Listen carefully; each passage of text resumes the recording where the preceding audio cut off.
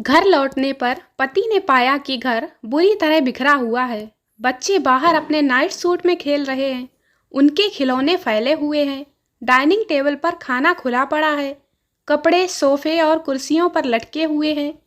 गीले तौलिए बिस्तर पर पड़े हैं। अखबार यूं ही फैले हैं सोफे पर। नमकीन कालीन पर बिखरी पड़ी है। रजाइयाँ बिस्तरे पर खुली हुई हैं। रसोई में बर्तन झूठे बिखरे और कुर्सियाँ इधर उधर। बाथरूम गंदा। पति घबरा गया। उसे लगा कि पत्नी बहुत बीमार तो नहीं है। जब वह कमरे में पहुंचा तो देखा पत्नी आराम से कुर्सी पर बैठकर पत्रिका पढ़ रही है। जैसे ही पति की निगाह पड़ी वह मुस्कुराकर बोली, कहो कैसा दिन रहा। अकबकाए पति ने पूछा, क्या हुआ, यह क्या हाल बना रखा है। पत्नी का जवाब था, तुम ऑफिस से लौटने के बाद रोज पूछते हो ना कि मैंने आज क्या किया, तो आज मैंने कुछ नहीं किया। एक औरत ने मंदिर में अपने पति के लिए मन्नत मांगकर धागा बांधा। फिर कुछ सोचकर एकदम से धागा वापस खोल दिया। पति ने पूछा, धागा क्यों खोल लिया। पत्नी बोली, आपके लिए मन्नत मांगी थी कि आपकी सारी मुसीबतें दूर हो जाएं। फिर ख्याल आया कहीं मैं ही ना निपट जाऊं। दूसरों को सही गलत साबित करने में जल्दबाजी ना करें। ट्रेन में एक पिता पुत्र सफर कर रहे थे। 24 वर्षीय पुत्र खिड़की से बाहर देख रहा था। अचानक वो चिल्लाया, पापा देखो, पेड़ पीछे की ओर भाग रहे हैं। पिता कुछ बोला नहीं, बस सुनकर मुस्कुरा दिया। ये देखकर बगल में बैठे एक युवा दंपत्ति को अजीब लगा और उस लड़के के बचकाने व्यवहार पर दया भी आई। तब तक वो लड़का फिर से बोला, पापा देखो, बादल हमारे साथ दौड़ रहे हैं। युवा दंपत्ति से रहा नहीं गया और वो उसके पिता से बोल पड़े, आप अपने लड़के को किसी अच्छे डॉक्टर को क्यों नहीं दिखाते। लड़के का पिता मुस्कुराया और बोला, हमने दिखाया था और हम अभी सीधे हॉस्पिटल से ही आ रहे हैं। मेरा लड़का जन्म से अंधा था, आज वो यह दुनिया पहली बार देख रहा है। चंदू को सरकारी नौकरी का नियुक्ति पत्र मिला। उसे लेकर वह कार्यालय में हाजिर हुआ। सभी कागज देखने के बाद हेड क्लर्क बोले, बाकी सब तो ठीक है, परंतु तुम साथ में ये सोडा, बर्फ और नमकीन क्यों लाए हो। चंदू बोला, सर, नौकरी के नियुक्ति पत्र में लिखा था कि आपको क्वार्टर भी दिया जाएगा। हेड क्लर्क तब से छुट्टी पर गया हुआ है। क्लासरूम में टीचर ने छात्रों से सवाल किया, बम्बई का नाम मुंबई कैसे हुआ। पप्पू बोला, मुंबई में 3 प्रकार की भाषा की जानकारी वाले लोग रहते हैं, अंग्रेजी, गुजराती और मराठी। टीचर, लेकिन इससे शहर के नाम पर क्या असर हुआ। पप्पू, अंग्रेजी में माता को मम्मी कहते हैं, जिसका शॉर्ट फॉर्म मम है। गुजरात में माता को बा भी कहते हैं और मराठी में माता को आई कहते हैं। इन तीनों को मिलाकर बना मुंबई। टीचर बेहोश। पति बाथरूम में घुसा और नहाने के बाद, अरे सुनो, जरा तौलिया देना। पत्नी चिल्ला के बोली, हमेशा बिना तौलिया लिए नहाने जाते हो। अब मैं चाय बनाऊं या तौलिया दूं। बनियान भी धो के नल पे टांग देते हो, वो भी मैं उठाऊं। नहाने के बाद वाइपर भी नहीं चलाते। कल लाइट भी खुली छोड़ दी थी तुमने।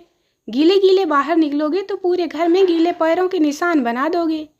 फिर उस पर मिट्टी पड़ेगी तो सब जगह गंदी गंदी हो जाएगी। एक बार नौकरानी उस पर फिसल गई थी, फिर 3 दिन तक नहीं आई। मेरा क्या हाल हुआ था काम कर करके। पति मन में सोचते हुए बोला, साला नहा के गलती कर दी या शादी करके।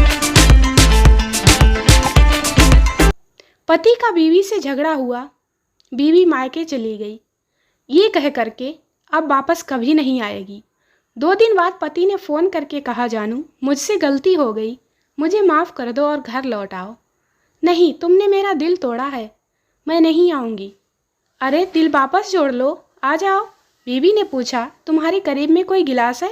पति ने कहा, हाँ है। बीवी बोली, उसे जोर से ज़मीन पर पटको। भाई ने वैसा ही किया, गिलास को जोर से ज़मीन पर दे मारा। बीवी बोली, अब उस टूटे हुए ग्लास से हजारों टुकड़ों को तुम दोबारा जोड़ सकते हो। पति ने जवाब दिया, नहीं, ग्लास तो टूटा ही नहीं, स्टील का जो है। बीवी बोली, बड़े कमीने हो, शाम को आ जाओ लेने।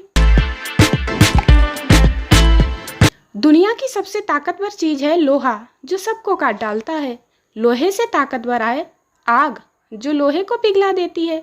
आग से ताकतवर है पानी, जो आग को बुझा देता है। और पानी से ताकतवर है इंसान, जो उसे पी जाता है। इंसान से भी ताकतवर है मौत, जो उसे खा जाती है।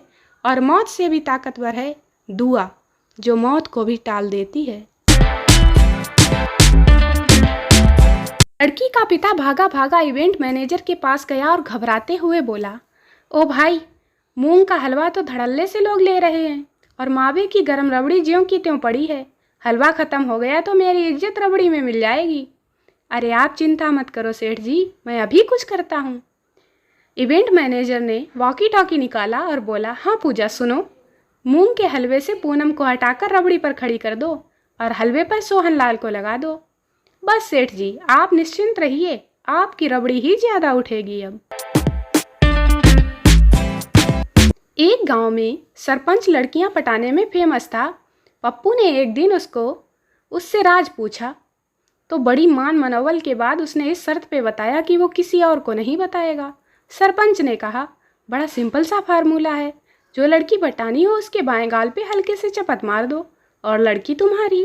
रात को पप्पू सो गया और सुबह उठकर उसने सोचा पहले अपनी बीवी पे ट्रायल किया जाए। और उसने बीवी के गाल पर हल्के से चपत मारी।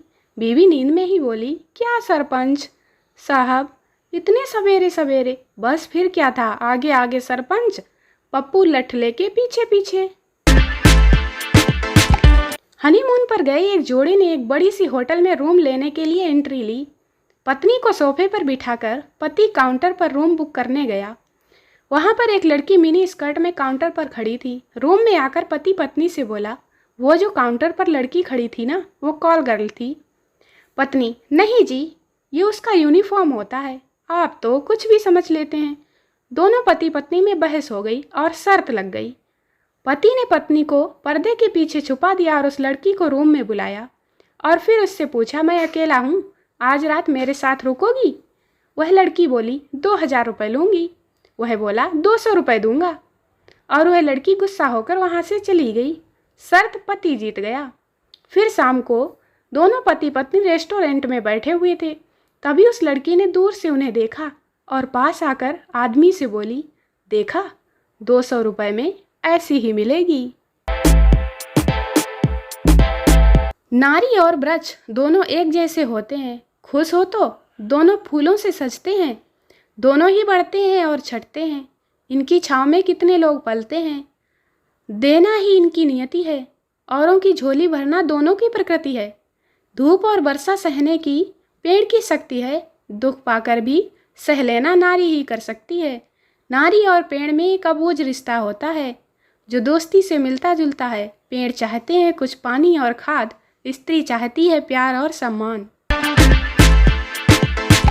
कद्र करनी है तो जीते जी करें, मरने के बाद तो पराये भी रो देते हैं। आज जिसमें जान है तो देखते नहीं हैं लोग, जब रूह निकल जाएगी तो कफन हटा हटा कर देखेंगे। किसी ने क्या खूब लिखा है, वक्त निकाल कर बातें कर लिया करो अपनों से, अगर अपने ही ना रहेंगे तो वक्त का क्या करोगे। गुरूर किस बात का साहब, आज मिट्टी के ऊपर तो कल मिट्टी के नीचे। दोस्तों वीडियो को लाइक करें, शेयर करें, चैनल को सब्सक्राइब जरूर करें। मिलते हैं अगले वीडियो में, तब तक के लिए बाय बाय।